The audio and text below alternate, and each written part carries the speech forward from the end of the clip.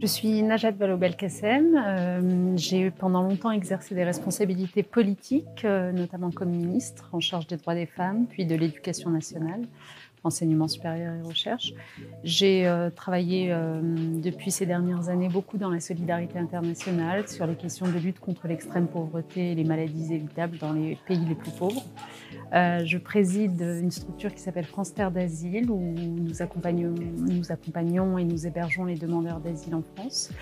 Je suis quelqu'un que je qualifierais d'engagé, longtemps sur un plan local puis national et maintenant davantage à l'international.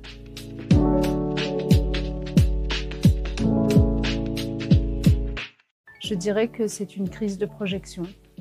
C'est très difficile, je crois, quand on a 20 ans aujourd'hui, même 15 ans, de se projeter dans le monde qui nous entoure, dans le futur. Très difficile d'avoir des modèles auxquels se raccrocher, très difficile de savoir ce que l'on veut faire, alors même que c'est une génération qui est soumise à de nombreuses injonctions, prendre en charge des défis monstrueux comme par exemple la transition écologique, respecter des règles qui aujourd'hui font partie de notre univers et qui n'en faisaient pas forcément partie autrefois. Je pense à beaucoup de sujets qui sont vertueux, hein, par exemple sur les questions d'égalité femmes-hommes, et en même temps finalement vivre dans une forme d'anxiété parce que le monde est devenu trouble, les conflits se multiplient, la polarisation dans les sociétés aussi. Et donc, trouver sa place dans tout cela nécessite finalement beaucoup de recul qu'on n'a pas forcément à 20 ans.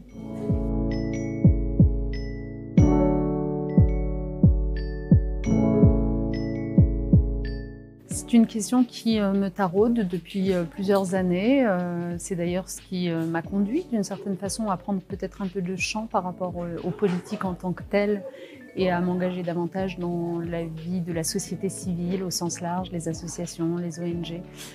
Parce que je constate que la politique donne une image d'elle-même depuis quelques années qui n'est pas très positive, qui semble souvent sectaire, très polarisée, très belliqueuse, et que je pense que la jeune génération a besoin d'être entraînée, embarquée dans des passions positives et pas simplement les passions négatives sur lesquelles s'appuie beaucoup la politique, qui se réfère de plus en plus à la peur, à la colère, à l'envie. Dans la société civile et le monde des associations, je crois qu'on est davantage sur la solidarité, le collectif, l'empathie.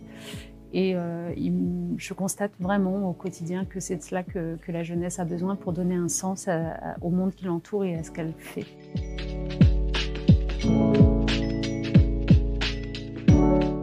Ça ne vous étonnera pas, je pense que le temps de l'éducation est un temps absolument crucial, instrumental dans la vie d'un individu. Et donc, j'adopterai des mesures qui favorisent pas simplement l'accès à l'éducation, mais la réussite éducative dans tous les sens du terme, hein, y compris dans l'enseignement supérieur, la plus large, la plus accessible pour le plus grand nombre.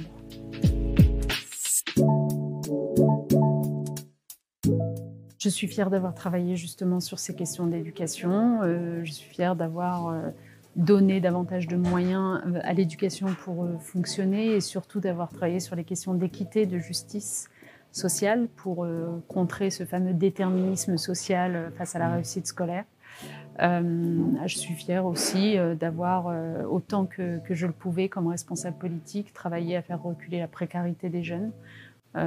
C'est un sujet qu'il ne faut pas sous-estimer. Alors aujourd'hui, on va aussi beaucoup parler de santé mentale, qui est un sujet qui est peut-être plus prégnant ces dernières années. Mais pour moi, il y a toujours eu un rapport étroit entre cette question de la santé mentale et cette question de la précarité sociale aussi. Donc je pense qu'il faut poursuivre le travail contre toutes ces pauvretés, ces petites pauvretés, c'est-à-dire à la fois un pouvoir d'achat insatisfaisant, l'incapacité de se concentrer sur ses cours parce qu'on doit travailler à côté, un accès à la santé réduit, etc.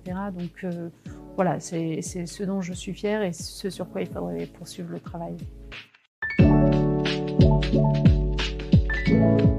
Je pense pense que mes meilleurs souvenirs de jeunesse, il n'y en a pas qu'un, mais c'est toujours des moments de grande sociabilité en fait. C'est des moments de cohésion avec d'autres, de découverte des autres, ces moments où se nouent des amitiés dont on a l'intuition qu'elles vont durer pour toute la vie. Je pense que c'est vraiment dans ces âges-là que ces choses se créent et donc c'est mes meilleurs souvenirs.